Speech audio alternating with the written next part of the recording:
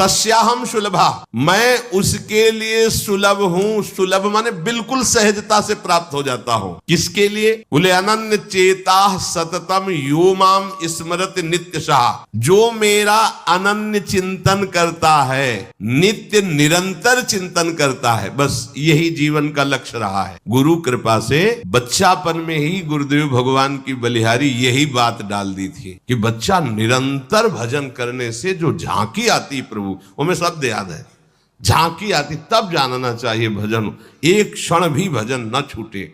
ये संस्कार अगर कहीं भगवान की कृपा से और मार्ग का गुरुदेव उपदेश करते तो एकदम कोरा स्वभाव था, वही पड़ता। पर भगवान ने जहां जैसे पहुंचाना होता है वैसे ही, जैसे सन्यास मार्ग में भी थे तो हमारी निराकार में रति नहीं थी, गंगाधर भगवान शिव के रूप में आसक्ति थी।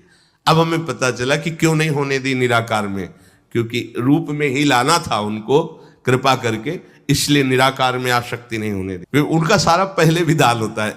गुरुदेव भगवान ने ये पिताश्री से कहा, पिताजी आए और कहा कि ये लड़का बाबा बनना चाहता है स्वामी जी। वो आते जाते थे घर में, तो सैमशी में उस समय स्वामी जी विराजमान, तो उनका पाड़े छोड़ जाओ, एक हफ्ता बाद ये घर भाग जाएगा, या फिर हम एक हफ्ता बाद मंत्र दे देंगे, तब जान लेना कि साधु बनी ही जाएगा। उस स्वामी जी जैसी आपकी इच्छा छोड़ के गए। एक हफ्ते जो है गुरुदेव भगवान ईंट ढोवाना, झाड़ू लगवाना, बड़े कार्य करवाना, और जैसे पेड़ा आदि आते सबको बांटते, हमें एक भी पेड़ा नहीं दे। शाम के एक बार भोजन की अनुमति पाल, 7 दिन तक चुपचाप शेष। फिर कहा अच्छा कल गंगा नहा के आ जाना, मंत्र दे देंगे। ठीक है, सुबह गए, स्नान करके तो पंचाक्षरी मंत्र दिया। मंत्र दे के कुटिया में गए, फिर उठ के आए, बोले सुनो आओ एक बात कहनी। बैठे, बोले 12 अक्षर मंत्र भी ले लो। तुम कहा जपेंगे कौन? बोले पहले तुम ये जपना, लेकिन ये रखे रहो, आगे काम आएगा। हमारी समझ में नहीं आ रहा था कि मतलब मंत्र 2 क्यों दे रहे हैं। ये पहले से भूमिका तैयार थी वृंदावन की, हमें पता नहीं था। 12 मंत्र भगवान श्री कृष्ण का, पंचाक्षरी मंत्र सबसे पहले दिया। बाद में पता चला कि ये बीज तो गुरुदेव ने ही पहले बो दिया था कि जिस मार्ग से घूम के जाना है। वो कह रहे थे कि बाद में तुम्हें पता चलेगा। वो बाल्यावस्था थी, मेरी मति गति वहां तक पहुंच नहीं रही थी। और जपे हम पहला ही, बाद में जब भगवान शंकर ने इधर, तब हम मुझे समझ में आया कि बीज तो गुरुदेव भगवान ही अंदर से बो दिए थे पहले ही। ये कृपा गुरुदेव भगवान की हुई कि चित्त में बैठाल दिया कि निरंतर चिंतन करना यही संन्यास है, यही साधना है, यही भगवत प्राप्ति का स्वरूप है। गुरु कृपा से पूरे जीवन भर एक बात रहे कि हम कभी 1 सेकंड के लिए अपने आराध्य देव को ना भूले। पूरे जीवन भर इसकी चेष्टा गुरु कृपा से करते। अन्य सब बात थी साधन की, पर बात उसमें प्रधान ये थी कि भूले ना। जैसे हम गायत्री मंत्र भी जप रहे हैं नैष्ठिक ब्रह्मचर्य में, तो गुरु के द्वारा दिया हुआ पंचाक्षर मंत्र लिखा हुआ है, बार बार उसे देख रहे हैं, अंदर से देख रहे हैं, गायत्री मंत्र चल रहा है। बड़ी कृपा रही है, मन को भागने के अवसर नहीं मिले। अनन्य चेता सततम, इसीलिए हम आपको फिर कह रहे हैं, बहुत जल्दी लाभ लेना है तो इसको डबल पटरी में फंसाओ। यह जो एक मन बहुत ठोर कर कह कर उसने सच उपायो, बहुत जगह नहीं लगता है कि एक प्रभु में लगाओ फिर संसार में, प्रभु में ही 2 जगह लगा दो। बड़ी चतुराई से फांसा जाता है। यदि मंत्र से भाग रहा हो और तुम्हें कहीं रूप का अभ्यास हो भगवत कृपा से, तो रूप में फंसाओ, चरणों से लेकर के मुकुट तक, मुकुट से लेकर चरणों तक इसको फंसाओ। पर यह कठिन बात है, रूप आना कोई साधारण बात थोड़ी। तो डबल नाम में फंसाओ। जैसे कल कहा था कि शरणागत मंत्र चल रहा, राधा लिखे है, राधा बार बार, और शरणागत मंत्र जा कहा जाएगा। तो जब गायत्री जी जब करते थे अनुष्ठान पुरस्चरण का, तो सामने पंचाक्षरी मंत्र लिखा हुआ है और गायत्री मंत्र चल रहा है। अगर हम जरा सा भी चूकेंगे तो या तो मंत्र छूटेगा और या तो वो दृश्य छूटेगा। बिल्कुल मन को कोई जगह नहीं रखते थे, कोई जगह नहीं रखते। अनन्य चेता, ये बहुत बड़ी सिद्धि, बहुत बड़ा लाभ है कि अन्य कुछ स्मरण ना आवे। इसका अभ्यास आप कर लीजिए, फिर नशा तो ये चढ़ा देगा।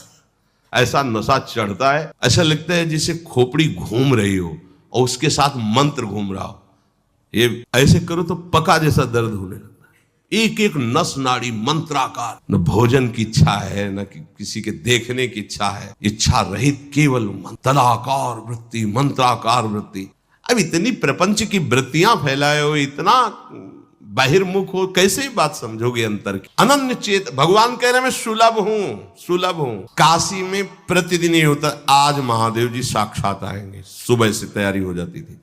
आज महादेव घाट में ही रहते थे, पंडों की छतरी के नीचे तपती हुई धूप, तो घाट में धूप ऐसे ज्वाला सी लगती थी, और छोटी सी छतरी, उसी के नीचे दोपहर रात्रि वहीं 2 बजे तक तो तपती थी फर्श, और 2 बजे के बाद स्नान करके महादेव जी विश्वनाथ जी पहुंच गए। बस रोज आज मिलेंगे, आज तो नहीं। एक दिन इतना आनंद था कि आज तो बस आ ही रहे हैं, ऐसा आ ही रहे। जैसी भावना करोगे, जा पर जाकर सत्य स्नेहु, सो तो ही मिले न कुछ संदेह।